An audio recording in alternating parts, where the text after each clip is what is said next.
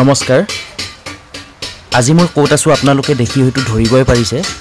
হয় মই আছো আজি হৰ্থেবাৰীত আমাৰ হৰ্থেবাৰীত থকা ঘৰখনত আৰু এয়া হৈছে আমাৰ কাহৰ হালৰ কিছু দৃশ্য আজিনো কি তৈয়াৰ কৰিব হেইবোৰ আপোনালোকক দেখুৱাবলৈ অকমান চেষ্টা কৰিম প্ৰথমতে দেখুৱাইছো ৰ মেটেৰিয়েলছ অৰ্থাৎ ভঙা কাখিনি কেনেদৰে গলোৱা হয় সেই দৃশ্যটো অকমান দেখুৱাবলৈ চেষ্টা কৰিম অলৰেডি গলাই হৈ গল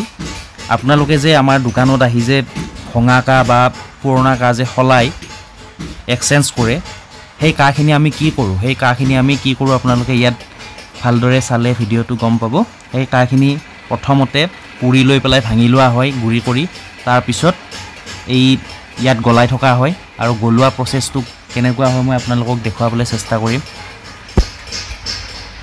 আজি বতৰ খুবেই বেয়া দিন ৰাতি পুৰা বৰষুণ দি আছে অকমান ঠাণ্ডা বতৰটো সেই কাৰণে জুইৰ ওচৰত আহিব পাৰিছো গৰম দিনত তো বহুত বেছি গৰম হয় আৰু সেই গৰমতে শিল্পীসকলে কামবোৰ এনেদৰে কৰি যায় সদায় এই যে জুইৰ পৰা উঠাই নিছে এইটোক মুহি বুলি কোৱা হয় মুহিটোত কাখিনি গলোৱা হয় এতিয়া ভালদৰে চাব সম্পূৰ্ণ জুলিয়া হৈ গৈছে এতিয়া আকত বাকি দিব অৰ্থাৎ হাজত বাকি দিব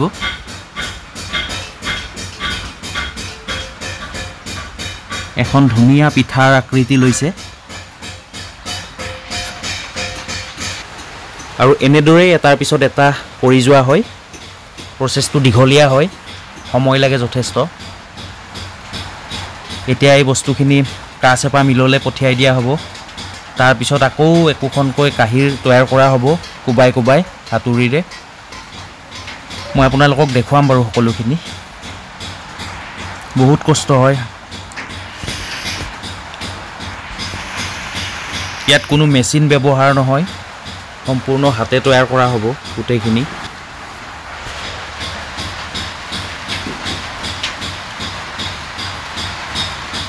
এইবোৰ সম্পূৰ্ণ শুদ্ধ কা হয় ইয়াত কোনো মিক্স থাকিব নোৱাৰে মিক্স থাকিলে এইবোৰ বৰবাদ হৈ যাব ভাঙি যাব গোটেইবোৰ গতিকে মিক্স থাকিব নোৱাৰে একো মিক্স নাথাকে যিবোৰ অৰিজিনেল সদায় অৰিজিনেলে হয়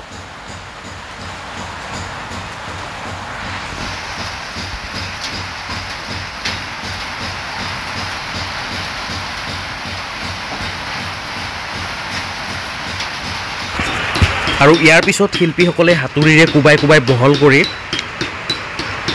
একোখনকৈ ধুনিয়া ধুনিয়া কাহি তৈয়াৰ কৰা হয় এয়া আপোনালোকে দেখিবলৈ পাইছে হাতুৰিৰে কুবাই আছে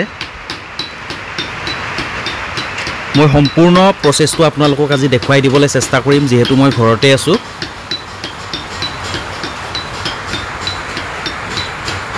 এয়া চাওক 7 বাৰ মান জুইত পুৰিব লাগিব তাৰ পিছত আকৌ কুবাব লাগিব তেনেকৈ কুবাই কুবাই কুবাই কুবাই একোখন ধুনিয়া ধুনিয়া কাহিৰ ৰূপ ল'ব যদি আমনি নাপায় ভিডিওটো সম্পূৰ্ণকৈ চাওকচোন তেতিয়া আপোনালোকে গম পাই যাব আসলতে কেনেদৰে কাহৰ কাহি তৈয়াৰ কৰা হয় বা কাহৰ যিকোনো সামগ্ৰী প্ৰসেস একেটাই হয় এনেদৰে তৈয়াৰ কৰা হয় মই জানিবা আপোনালোকক কাহি তৈয়াৰ কৰা দেখুৱাইছো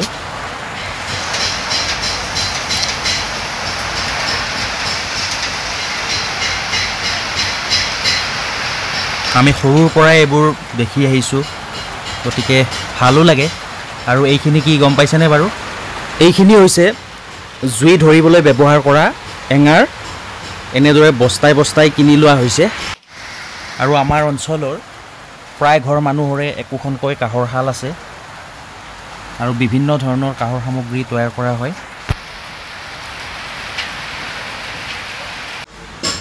এয়াই আসলতে আমাৰ গৌৰৱ হৰ্থেবাৰী তথা সমগ্ৰ অসমৰ গৌৰৱ কাহ শিল্প আৰু অসমত এনেকুৱা বিভিন্ন ধৰণৰ শিল্প আছে ধুনিয়া ধুনিয়া এয়া চাওকচোন কাহিবোৰ কাটি আছে এনেদৰে সফা কৰা হয় কাহিবোৰ কাটি কাটি এইবোৰ খন্তিৰে কাটি আছে এই যে গুৰিবোৰ দেখিছে আপোনালোকে কাহৰ এইবোৰ আকৌ জুইত গলাই পেলাই আকৌ বিভিন্ন বস্তু তৈয়াৰ কৰা হ'ব কাহৰ ইয়াৰ অকণমানো নষ্ট হৈ নাযায় আৰু এয়া চাওক হাতুৰিৰে কুবাই কুবাই সমান কৰি আছে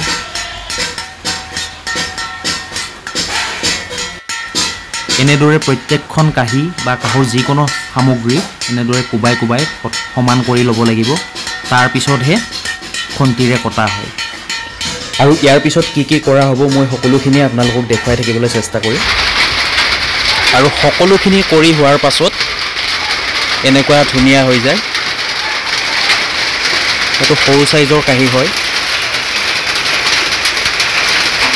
গতিকে ভিডিঅ'টো আজিলৈ ইমানেই। যদি ভাল লাগিছে অনুগ্ৰহ কৰি লাইক কৰিব, শ্বেয়াৰ কৰিব। ধন্যবাদ।